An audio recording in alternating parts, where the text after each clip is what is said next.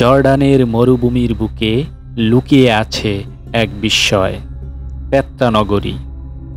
প্রায় 2400 বছর আগে খ্রিস্টপূর্ব 4র্থ শতাব্দীতে নাবাতীয় জাতিগোষ্ঠী গোলাপি রঙের পাহাড় কেটে তৈরি করেছিল এই নগর, যা পরিচিত রোজ সিটি নামে।